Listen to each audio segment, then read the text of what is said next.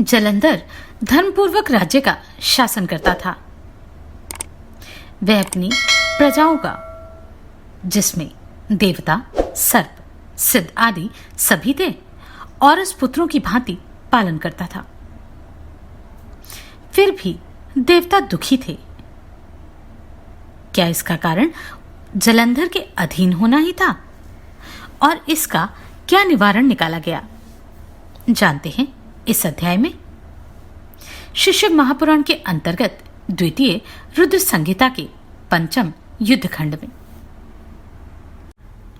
नमस्कार, मेरी इन audio books को सराहने के लिए धन्यवाद।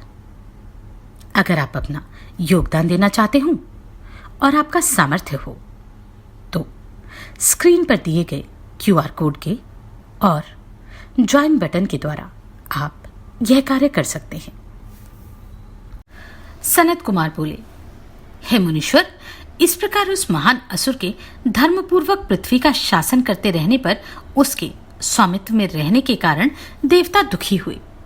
वे सभी दुखित देवता मन ही मन देवादिदेव सर्वप्रभु भगवान सदाशिव की शरण में आए और अपने दुख को दूर करने के लिए सब कुछ देने वाले भक्त वत्सल भगवान महेश्वर की मनोहर वाणी से स्तुति करने लगे। तब भक्त जनों के सभी मनोरथ पूर्ण करने वाले महादेव ने देव कार्य करने की इच्छा से नारद को बुलाकर वहां जाने हेतु प्रेरित किया। इसके बाद ज्ञानी शिवजी के भक्त तथा सज्जनों का उद्धार करने वाले देवऋषि नारद शिवजी की आज्ञा से देवताओं के पास दैत्यपुरी में गए। उस समय व्याकुल इंद्रादि सभी देवता मुनि नारद को आते देखकर शीघ्रता से उठ गए। उत्कंठापूर्ण मुख वाले इंद्र आदि देवताओं ने नारद मुनि को नमस्कार करके प्रीतिपूर्वक उन्हें आसन प्रदान किया। तदनंतर सुखपूर्वक आसन पर बैठे हुए उन मुनि को पुनः प्रणाम करके इंद्रादि दुखी देवताओं ने मुनीश्वर से कहा। देवता बोले, हे मुनिश्रेष्ठ, हे कृपा कर हम लोगों के दुख को सुनिए और सुनकर उसे शीघ्र दूर कीजिए। आप प्रभु हैं तथा शंकर प्रिय हैं। दैत्य जलंधर ने देवताओं को पराजित कर उन्हें अपने स्थान से हटा दिया है। इस समय उसके स्वामित्व में रहने के कारण हम लोग दुखी तथा व्याकुल हैं। उसके द्वारा सूर्य, चंद्रमा, अग्नि, धर्मराज, लोकपाल तथा अन्य देवता भी अपने स्थानों से हटा दिए गए हैं। उस महाबलवान दैत्य ने हम सभी देवताओं को बहुत पीड़ित किया है। अतः हम सभी अत्यंत दुखी होकर आपकी शरण में आए हैं। सभी देवताओं का मर्दन करने वाले उस बलवान महादैत्य जलंधर ने संग्राम में विष्णु को भी अपने वश में कर लिया है। हम लोगों के समस्त कार्यों को सिद्ध करने वाले विष्णु वर देने के कारण उसके वश में होकर लक्ष्मी सहित उसके घर में निवास कर रहे हैं। हे महामते, आप सदा स्वार्थ साधक हैं। हम लोगों के भाग्य से आप यहाँ आए हैं। अतः जलंधर के विनाश के लिए कोई उपाय कीजिए। सनत कुमार बोले, उन देवताओं की यह बात सुनकर कृपा करने वाले वे मुनिश्रेष्ठ नारद जी उन्हें आश्वस्त करके कहने लगे। नारद जी बोले, हे देवताओं, मैं जानता हूं कि आप लोग दैत्यराज जलंधर से पराजित हो गए हैं और अपने अपने स्थानों से हटा दिए गए हैं। अतः आप लोग दुखित तथा पीड़ित हैं। मैं अपनी शक्ति के अनुसार आप लोगों का कार्य सिद्ध करूंगा, इसमें कोई संशय नहीं है। आप लोगों ने बड़ा दुख उठाया है। मैं आप लोगों के अनुकूल हूं। सनत कुमार बोले, ऐसा कहकर मुनिश्रेष्ठ नारद जी सभी देवताओं को आश्वस्त करके उस दानवप्रिय जलंधर को देखने के लिए उसकी सभा में गए। तदनंतर दैत्य जलंधर ने मुनिश्रेष्ठ नारद को आया हुआ देखकर बड़ी भक्ति के साथ उठकर उन्हें श्रेष्ठ तथा उत्तम आसन प्रदान किया। तत्पश्चात विधि पूर्वक उनकी पूजा कर वह दानवेंद्र बहुत आश्चर्य में पड़ गया और हंसकर मुनिवर से यह वचन कहने लगा। जलंधर बोला, हे ब्राह्मण, आपका आगमन कहां से हो रहा है? आपने कहीं पर कुछ देखा है क्या? हे मुने, आप यहां जिस लिए आए हैं उसे मुझे बताइए। सनत कुमार बोले। उस दैत्येंद्र का यह वचन सुनकर महामुनि नारद जी प्रसन्नचित होकर जलंधर से कहने लगे। नारद जी बोले, संपूर्ण दैत्यों तथा दानवों के अधिपति हे जलंधर, तुम धन्य हो। हे सर्वलोकेश, तुम ही सारे रत्नों का उपभोग करने योग्य हो। हे दैत्येंद्र सत्तम, मेरे आने का कारण सुनो। मैं जिस निमित्त से यहां आया हूं, मैं वह सब कह रहा हूं। हे दैत्येंद्र, मैं अपनी इच्छा से कैलाश पर्वत पर गया था, जो 10,000 योजन विस्तार वाला कल्प वृक्ष के महान वन से युक्त, सैकड़ों कामधेनुओं से समन्वित, चिंतामणि से प्रकाशित, संपूर्ण रूप से सुवर्णमय, दिव्य तथा सभी प्रकार की अद्भुत वस्तुओं से सुशोभित हो रहा है। वहां पर मैंने पार्वती के साथ बैठे हुए गौरवर्ण, सर्वांग सुंदर, त्रिनेत्र एवं चंद्रमा को मस्तक पर धारण किए हुए भगवान शंकर को देखा। महान आश्चर्य से परिपूर्ण उस कैलाश को देखकर मैंने अपने मन में विचार किया कि त्रिलोकी में कहीं कोई ऐसी समृद्धि नहीं है। हे दैत्येंद्र, उसी समय मुझे तुम्हारी समृद्धि का स्मरण हुआ और उसी को देखने की इच्छा से मैं तुम्हारे पास यहां आया हूं। सनत कुमार बोले। नारद जी से ऐसा सुनकर उस दैत्यपति जलंधर ने बड़े आदर के साथ उन्हें अपनी सारी स्मृति दिखाई।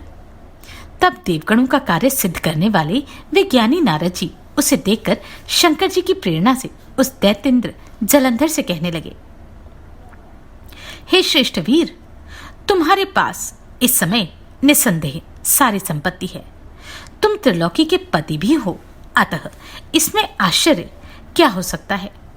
मणि, रत्नों की राशियां, घोड़े, हाथी आदि समृद्धियां तथा जो अन्य रत्न हैं, वे सब तुम्हारे घर में सुशोभित हो रहे हैं। हे महावीर, तुमने इंद्र के हाथियों में रत्नभूत ऐरावत को ले लिया तथा सूर्य का अश्वरत्न उच्चैश्रवा घोड़ा भी ले लिया है। तुम कल्प वृक्ष भी ले आए हो तथा कुबेर की सारी निधियां भी तुम्हारे पास हैं। तुम ब्रह्मा जी का हंसयुक्त विमान भी ले आए हो। इस प्रकार हे दैत्येंद्र, पृथ्वी, पाताल तथा स्वर्गलोक में जो भी उत्तम रत्न हैं, वे सब तुम्हारे घर में सुशोभित हो रहे हैं। हे महावीर, गज, अश्वादि से सुशोभित तुम्हारी इस संपूर्ण समृद्धि को देखता हुआ मैं प्रसन्न हूं। किंतु हे जलंधर, तुम्हारे घर में सर्वश्रेष्ठ स्त्री रत्न नहीं है, इसलिए तुम विशेष रूप से स्त्री रत्न को लाने का प्रयत्न करो। हे जलंधर, जिसके घर में सभी सुंदर रत्न हो, किंतु यदि स्त्री रत्न ना हो तो वे सब शोभित नहीं होते और निश्चय ही वे सभी रत्न व्यर्थ हो जाते हैं। सनत कुमार बोले। महात्मा नारद की यह बात को सुनकर दैत्यराज काम से व्याकुलचित होकर कहने लगा, हे देवऋषि, हे नारद, आपको नमस्कार है। हे महाप्रभु, इस समय वह श्रेष्ठ स्त्री रत्न कहाँ है, मुझे बताइए। हे ब्रह्मन, इस ब्रह्मांड में जहां कहीं भी वह स्त्री रत्न है तो मैं उसे वहां से लाऊंगा। यह सत्य है, सत्य है, इसमें संशय नहीं है। नारद जी बोले, अत्यंत मनोहर, सर्व समृद्धि संपन्न कैलाश पर्वत पर योगी का रूप धारण किए हुए दिगंबर शंभु रहते हैं। सुर में सभी लक्षणों से संपन्न सर्वांग सुंदरी तथा मनोहर पार्वती नामक उनकी भार्या है। हाव भाव से पूर्ण ऐसा मनोहर रूप अन्यत्र नहीं है। वह अत्यंत अद्भुत रूप परम योगियों को भी मोहित करने वाला है, दर्शन के योग्य और संपूर्ण स्मृतियों को प्रदान करने वाला है। हे वीर, हे जलंधर, मैं अपने मन में अनुमान करता हूं कि स्त्री रत्न से युक्त शिवजी से बढ़कर अन्य कोई भी इस समय तीनों लोकों में समृद्धिशाली नहीं है। पूर्व काल में जिसके लावण्य समुद्र में डूबकर ब्रह्मा जी ने अपना धैर्य खो दिया था, उससे किसी दूसरी स्त्री की उपमा कैसे की जा सकती है, जिसने अपनी लीला से काम के शत्रु राग रहित स्वतंत्र शंकर जी को भी अपने वश में कर लिया है। हे दैत्येंद्र, उस स्त्री रत्न का सेवन करने वाले शिव की जैसी समृद्धि है वैसी समृद्धि संपूर्ण रत्नों के अधिपति होने पर भी तुम्हारे पास नहीं है। सनत कुमार बोले, ऐसा कहकर देवताओं का उपकार करने के लिए उद्वत लोक विख्यात वे देवऋषि नारद आकाश मार्ग से चले गए। व्यास जी बोले, हे सर्वज्ञ सनत कुमार, देवऋषि नारद के स्वर्गलोक चले जाने पर उस दैत्यराज ने क्या किया, उसे विस्तार पूर्वक मुझसे कहिए। सनत कुमार बोले, उस दैत्य से कहकर नारद जी के स्वर्गलोक चले जाने पर पार्वती के रूप के श्रवण से वह दैत्यराज जलंधर काम ज्वर से पीड़ित हो गया। उसके बाद काल के अधीन होने से उसकी बुद्धि नष्ट हो गई और मोह को प्राप्त हो उसने सहके नामक दूत को बुलाया। उसे आए हुआ देखकर काम से आक्रांत मन वाला वह सागर पुत्र जलंधर उसे समझाकर कहने लगा, हे दूतों में श्रेष्ठ, हे सभी कार्य सिद्ध करने वाले, हे महाप्राग, सिंहिका पुत्र, तुम कैलाश पर्वत पर जाओ। वहां पर जटाधारण किए हुए सर्वांग में भस्म लपेटे हुए परम विरक्त तपस्वी एवं जितेंद्रिय शिव नामक योगी रहते हैं। हे दूत, उस जटाधारी परम विरक्त योगी शंकर के पास जाकर बहरहित मन से तुम मेरा संदेश इस प्रकार कहना, हे योगिन, हे दया सिंधु, वन में निवास करने वाले और भूत प्रेत पिशाच आदि से सेवित आपको स्त्री रत्न से क्या प्रयोजन है। हे योगिन, जब समस्त भुवनाधिपति मुझ जैसा स्वामी विद्यमान है तब तुम्हें ऐसा करना उचित नहीं है। अतः तुम अपना स्त्री रत्न सभी रत्नों का सेवन करने वाले मुझे दे दो। तुम इस बात को जान लो कि सारा चराचर जगत मेरे अधीन है और त्रिलोकी में जो जो उत्तम रत्न हैं वे सब मेरे अधीन हैं। मैंने इंद्र का ऐरावत हाथी, उच्चैश्रव अश्व एवं परिजात वृक्ष बलपूर्वक सहसा छीन लिया है। ब्रह्मा का हंसयुक्त विमान मेरे आंगन में विद्यमान है, जो रत्न स्वरूप महादिव्य एवं अद्भुत है। कुबेर के महापद्म आदि दिव्य निधि रत्न तथा सुवर्ण की वर्षा करने वाला वरुण का छत्र मेरे घर में है। सर्वदा विकसित कमलों वाली किंजलकनी नामक मेरे पिता की माला तो मेरी ही है और जलाधिपति वरुण का पाश भी मेरे यहां ही है। मृत्यु की सर्वश्रेष्ठ शक्ति जिसका नाम उत्क्रांतिदा है, उसे भी मैंने मृत्यु से बलपूर्वक छीन लिया है।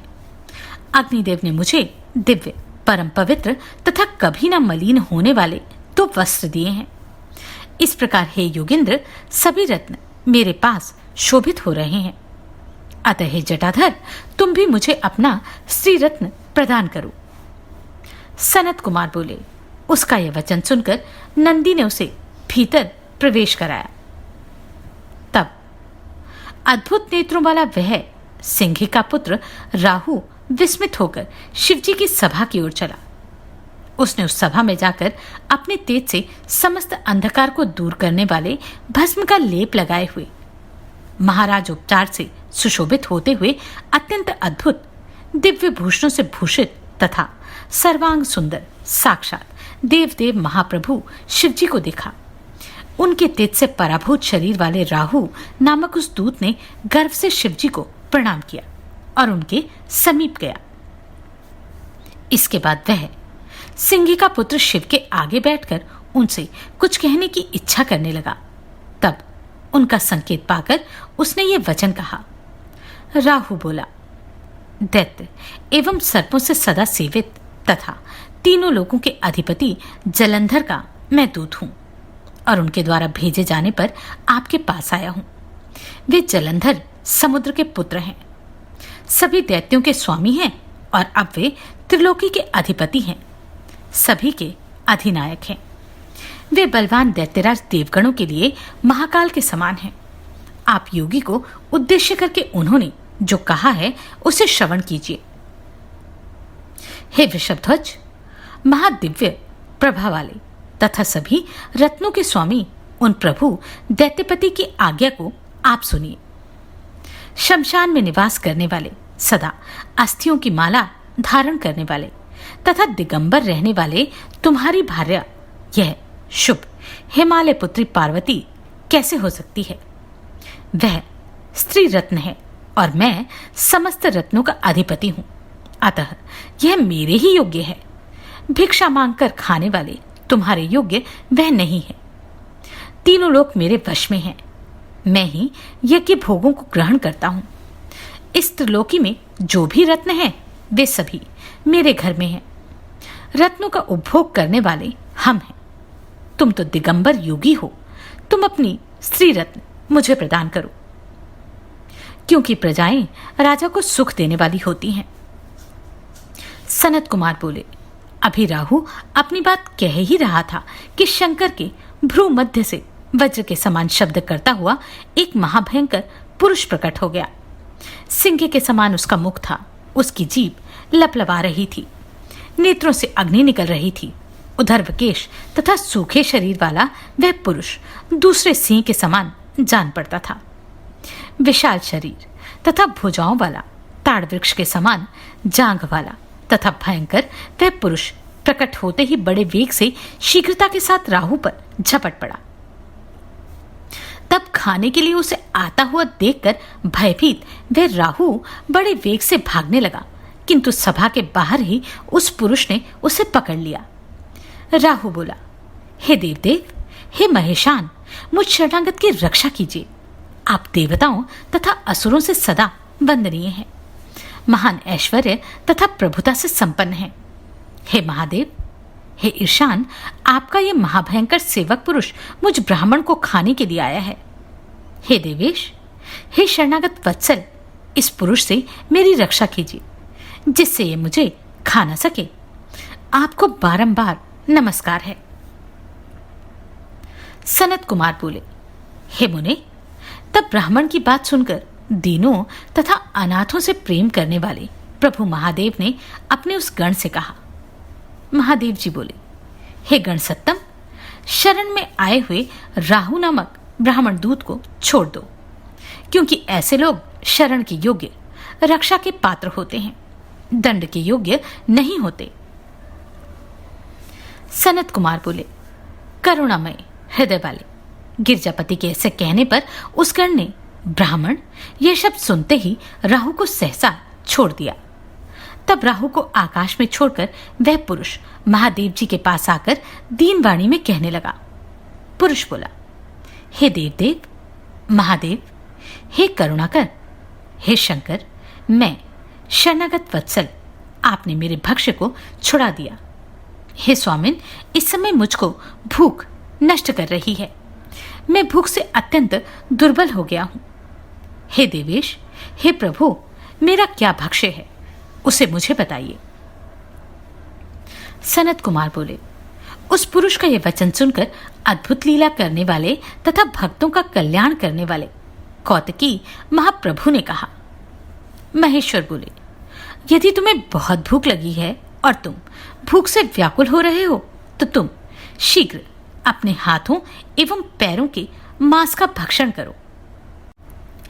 इस प्रकार शिव जी के द्वारा आदिष्ट वह पुरुष अपने हाथों तथा पैरों का मांस भक्षण करने लगा। जब केवल सिर मात्र शेष रह गया, तब सिर मात्र शेष देखकर वे सदाशिव उस पर बहुत प्रसन्न होकर आश्चर्यचकित हो उस भयंकर कर्म वाले पुरुष से कहने लगे। शिव जी बोले, हे महागण, मेरी आज्ञा का पालन करने वाले तुम धन्य हो। हे सत्तम, मैं तुम्हारे इस कर्म से अत्यंत ही प्रसन्न हूं। आज से तुम्हारा नाम कीर्तिमुख होगा। तुम महावीर एवं सभी दुष्टों के लिए भयंकर महागण होकर मेरे द्वारपाल बनो। तुम मेरे अत्यंत प्रिय हो और मेरे भक्तजन मेरी अर्चना के समय सदा तुम्हारी भी पूजा करेंगे। जो लोग तुम्हारी पूजा नहीं करेंगे वे मुझे प्रिय नहीं होंगे। सनत कुमार बोले, शिवजी से इस प्रकार का वरदान प्राप्त कर वह पुरुष अत्यंत प्रसन्न हो गया और उसी समय से वह कीर्तिमुख शिवजी के द्वार पर रहने लगा। अतः शिव पूजा में उस गण की विशेष रूप से पूजा करनी चाहिए। जो पहले उसकी पूजा नहीं करते, उसकी पूजा व्यर्थ हो जाती है। तो यह थी कीर्ति मुख की कथा। मैं तो यह नहीं जानती थी। क्या आप जानते थे? कमेंट करके अवश्य बताएं। जानते हैं आगे क्या हुआ अगले अध्याय में। आप सभी को कोटि कोटि साधुवाद। आपने इन वीडियोस को इतना प्रेम दिया। नमस्कार, मैं आभा शर्मा जावास। यदि आपको मेरा ये प्रयत्न सराहनीय लगा हो तो मुझे सब्सक्राइब करके प्रोत्साहित करें।